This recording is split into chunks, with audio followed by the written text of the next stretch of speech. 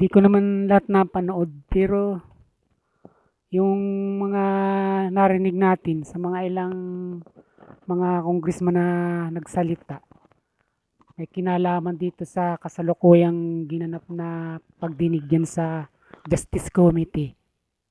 Natutunugan natin at halos kung ano yung sinabi natin sa mga nakarampa natin vlog, wala, hindi pa man ito nagsisimula. Ganun yung nangyari. Ito yung nagiging daloy na. Talagang banaag na natin kung ano yung magiging ending nito at magiging desisyon ng mga congressman na ito sa impeachment laban kay Pangulong Bongbong Marcos. Ito na lang nga si Congressman Abante. Eh, Parang kinikilabutan ako sa mga naririnig ko sa kanya. Na yun daw mga bintang sa mga korupsyon ay hindi raw dapat na puro merpak. Ang kailangan daw more evidence. Mga ebidensya, hindi yung ganitong mga aligasyon lamang. Yun yung kanya sinasabi rito.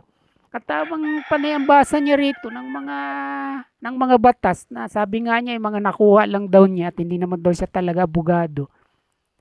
Talaga, naiiling tayo na para bang dating inusinti silang lahat doon sa mga korupsyon at sa korupsyon na sinasabi niyang ito. At dahil nga sa para ba nangyayari, napakatahimik ng ating bansa at wala man lamang nangyayari na kaganapan talaga na katulad ng tinatalakay nila diyan ng mga bintang ng mga pagnanakaw at mga pangkukurakot sa kaban ng bayan. Parang ganyan yung ating basa rito. Kaya tayo kinikilabutan, tumatay yung balaybo natin sa mga sinasabing ito ni Congressman Bini Abante. Na para bang nilulunod tayo sa kanilang mga pagkukunwari na samantalang ganun yung mga husay nila sa paghimay ng batas, may kilalaman sa korupsyon, ganito yung nangyayari naman sa kasalukuyan na kaliwat kanan ng mga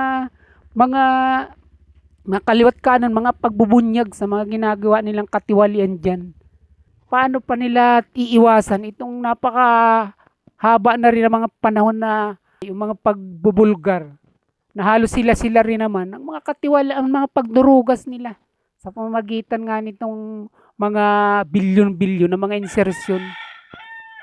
At para nangyayari tuloy, parang sila nakikita natin na talagang mga wala talagang pananagutan sa kanilang mga sariling mga konsensya.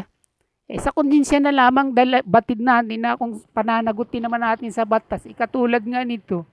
Hindi ba, balak naman ng lahat ng mga nagsampa na ito, naghain ng impeachments kay Pangulong Bongbong Marcos ay managot, hindi ba? Pero ito nakikita natin yung galawan at takbo at ito naman inaasahan na natin na talagang itong paghahain na ito ay para lang ipakita sa tao na ano man ay gumugulong pa rin ang hustisya diyan sa Kongreso pag ang pag-uusapan ay kung paano yung mga public official papapanagutin. Kaya lang di ito ngayon nangyayari. Hindi raw pwede yung puro lamang mga aligasyon. Ang kailangan ay ebidensya. At yung ang napupuri-puri lang natin dito na nagmamatigas at lumalaban para sa inihaing ito na impeachment ay ito si Congressman Igay Erice at saka ito si Congressman Rodriguez. Pero sa kabuuan, alam natin na kahit man ito ay ideklara nila dyan sa Justice Committee na sufficiency in form at sufficiency substance ay pagdating naman ito sa plenaryo kung saan ibubuto na o pipirma na yung one-third na congressman, hindi na dito nakakasigurado na makukuha itong 102 na ito para lang ito'y mapasa na sa Senado at tuluyan litisin itong impeachment laban kay Pangulong Bongbong Marcos. Ganyang kasalimuot at kaya natitiyak natin na ito'y pinapaikot-ikot lang nila tayo rito sa ginagawa nilang ito. At halos itong ang pinagkunan ko nitong video na ito na kaya nga nag-reaction tayo, alam na rin niya yung galawan. Kaya in-stop na niya yung pinapano niya dahil wala na rin naman isa lang pag-aaksaya ng mga oras. Yung kung ito papanoorin mo pa at pipiliting makinig sa kanila. Ako nga kaya banti lang makinig talagang dismayado na ako at katulad ng nabanggit ko talagang tumatay yung balahibo ko. Alam na alam niya yung batas tungkol sa corruption pagkatapos sila diyan, alam naman natin na marami sa kanila, hindi ko naman nilalat sa 300 mahigit na congressman na ito. Marami sa kanila nakalubog sa mga kontrobersyal na mga pagnanakaw ng pira ng bayan. Ganyan yung katotohanan dito. Kaya nga't natitiyak din natin nga nung una pa, nung ihain pa lang ito, hindi pa man ito naisampa, may nablog na ako nga nito na ito, muro-muro lang. Dahil komplikadong masyado kung talagang titingnan natin iisipin na biro mo, i-impeach mo yung Pangulo tapos yung mag-i-impeach. Ito yung may mga alegasyon ng mga pagnanakaw na kung saan yung mga ninakaw na yun ay nakakonekta rin sa Pangulo.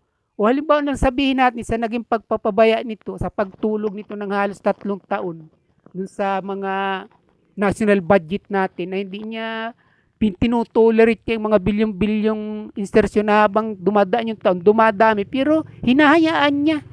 O hindi ba't komplikado ito? Yung kongreso yung mag-i-impeach sa iyo, tapos yung impeach naman nila may konektado sa mga aligasyon ng mga pagnanakaw ninyo. O kaya sinasabi na natin kahit nung una pa, ito walang mangyayari.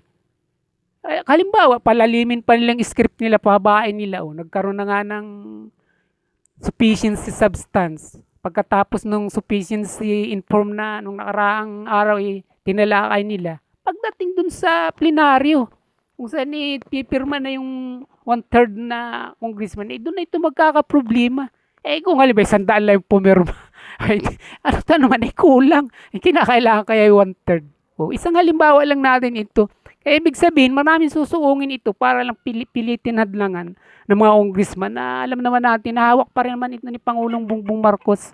Lalong-lalo na itong pag-uusapan dito nila. Mga nalabag nito na naroroon, posibleng sangkot din sila. Ito mga congressman na ito.